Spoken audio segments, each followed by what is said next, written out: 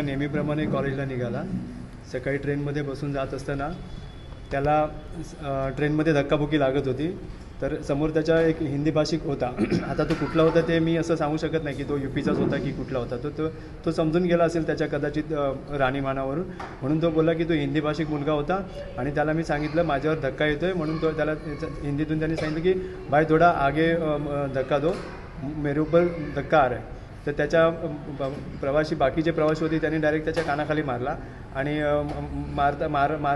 पहिल्यांदा मारला आणि त्याला सांगितलं की तुला मराठी बोलता येत नाही का, मराठी बोलायची लाज वाटते काय. आणि त्याला अजून माझा मुलगा घाबरत मला हे सांगत होता की तुला मराठी बोलायला लाज वाटते का. आणि मी त्याला परत विचारलं की तुला काय भरपूर मारलं का.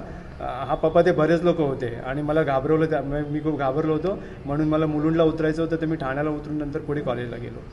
सर तो घाबरला होता, कारण आम्ही घरामध्ये कधी त्यांना शिवी माहीतच नाही. आम्ही घरामध्ये कधी शिवी पण देत नाही, कधी अभद्र शब्द पण वापरत नाही. जे आपले चांगले संस्कार असे कामाला येतात सर.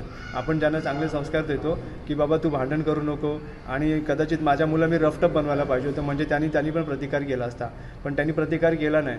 तो बोलला की, आणि मम्मीला पण त्यांनी सांगितले मम्मी मला वाढवायचं नव्हतं, म्हणून मी गपचूप तिकडने निघालो आणि मी ठाण्याला उतरलो. आणि ठाण्याला उतरून पुन्हा तो मुलुंडला कॉलेजला गेला. तक्रार केली आहे पोलिसांना, आपल्या कोळशेवाडी पोलिसांना आम्ही तक्रार केलेली आहे आणि आम्हाला त्यांच्यावर भरोसा आहे. ते त्यांचं इन्व्हेस्टिगेशन त्यांच्या पद्धतीने. काय तुम्ही मेसेज देणार लोकांना?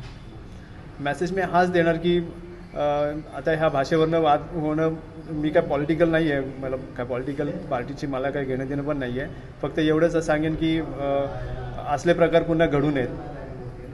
बस मला एवढंच बोलायचं आहे. माझा मुलगा ते गेला, माझा मुलगा परत आता येणार नाही आहे. पण असल्या वादातून असले प्रकार पुन्हा घडू नयेत आणि पुढचे असेच प्रकार घडत असतील तर ते वाचावेत, इतर लोकांचे प्राण वाचावेत एवढीच.